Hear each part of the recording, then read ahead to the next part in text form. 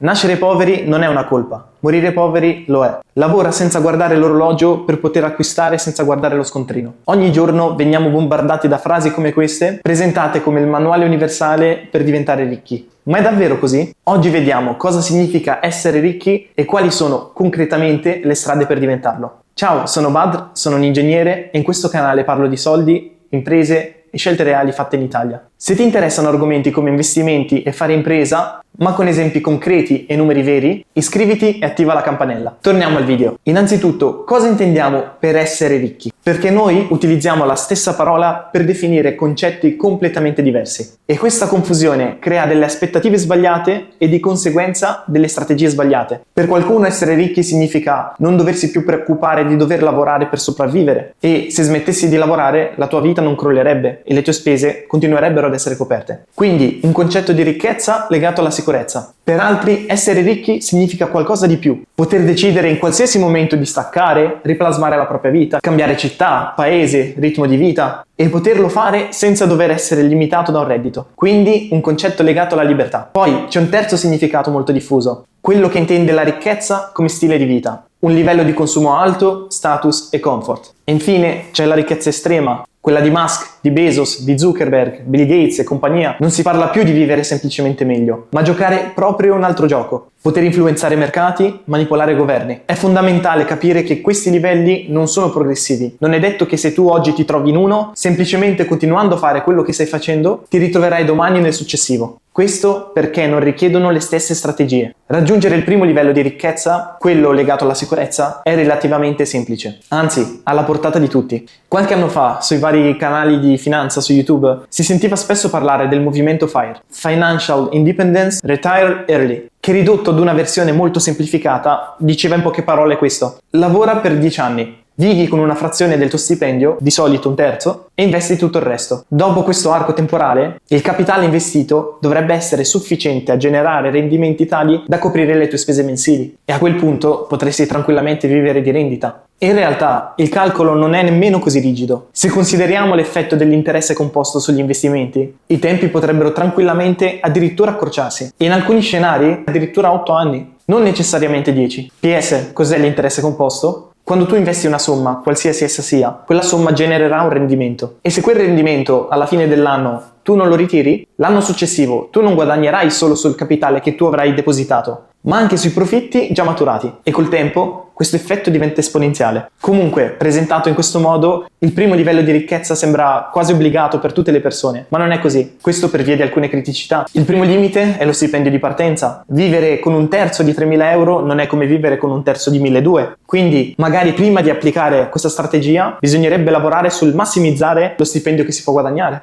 Lavorare su una skill che possa essere richiesta dal mercato per cui si possa essere pagati meglio. Il secondo limite è la tua età e la fase della vita in cui tu ti ritrovi. Hai una casa di proprietà? Stai ancora finendo di pagarla? Sei in affitto? Le spese di una persona single sono diverse da quelle di una coppia, ancora di più da una famiglia che ha anche dei figli. Inoltre, questa strategia non tiene nemmeno conto di quelle spese impreviste o degli effetti dell'inflazione che possano avere sulle proprie spese. Basta vedere cosa è successo dopo il Covid. Pertanto, il modello FIRE funziona, ma è molto generale. E non è detto che possa funzionare per tutti. Però è anche vero che non è un sistema rigido. Non sei obbligato a risparmiare 2/3 del tuo reddito per 10 anni esatti. Una persona potrebbe anche risparmiare solo un terzo per 20 anni, al posto che 2/3 per 10. E il risultato finale sarà simile, ma con uno stile di vita meno estremo. Ed anzi, allungando l'orizzonte temporale, l'effetto dell'interesse composto diventa ancora più rilevante. In sintesi, il primo livello di ricchezza è una semplice questione di equilibrio tra capitale risparmiato, arco temporale e rendimento sugli investimenti. Quindi non richiede genialità, ma richiede tanta disciplina e autocontrollo. Per il secondo tipo di ricchezza, e in verità il discorso vale anche per il terzo, il ragionamento cambia parecchio. Qui non è più sufficiente comprimere le proprie spese e accumulare capitale nel tempo, anche se questo resta importante. L'obiettivo diventa guadagnare abbastanza da poter scegliere come vivere. Il punto chiave è che per raggiungere questo livello non si tratta più di impegno personale.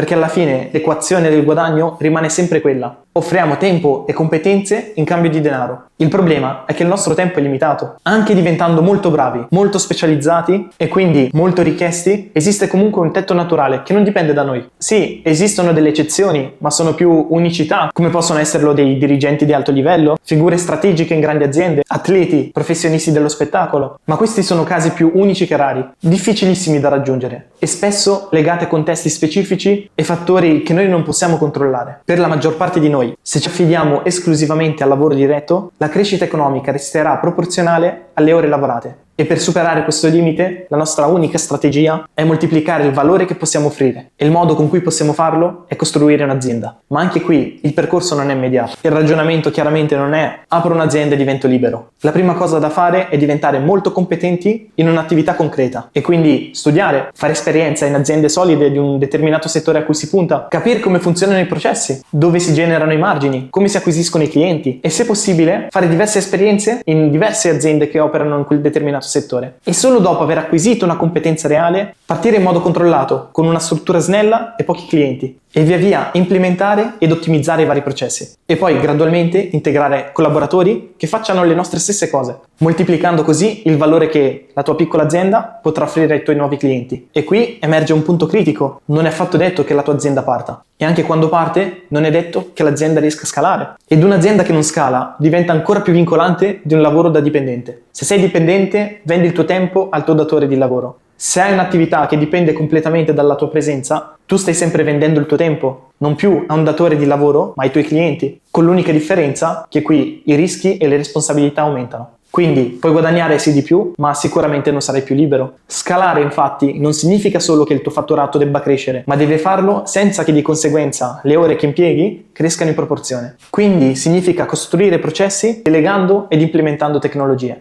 ma senza che ciò comprometta la macchina complessiva che è l'azienda. Ed anche questo percorso richiede del tempo. Se consideriamo la formazione teorica e pratica iniziale, che dovrebbe consistere in almeno 2 anni, e la fase poi di costruzione e consolidamento dell'azienda, parliamo anche qui di facilmente un orizzonte temporale di 10 anni o qualcosa in più, con una differenza importante rispetto al primo livello. Qui non dipende più semplicemente dalla tua autodisciplina, ma da tanti fattori esterni, sui quali tu potresti anche non avere controllo. In sintesi, il secondo e il terzo livello di ricchezza non si raggiungono lavorando semplicemente di più, ma si raggiungono costruendo qualcosa che lavori, almeno in parte, al posto tuo. Arriviamo ora al quarto livello, quello dei super ricconi. Potenzialmente si potrebbe raggiungere questo livello partendo da un affinamento, un ampliamento e un miglioramento del secondo livello. Quindi un'azienda che parte, continua ad ampliarsi con nuovi investimenti, investe in nuovi settori, acquisisce altre aziende ed arriva nel tempo a fatturare miliardi e potenzialmente a valere anche qualche miliardo.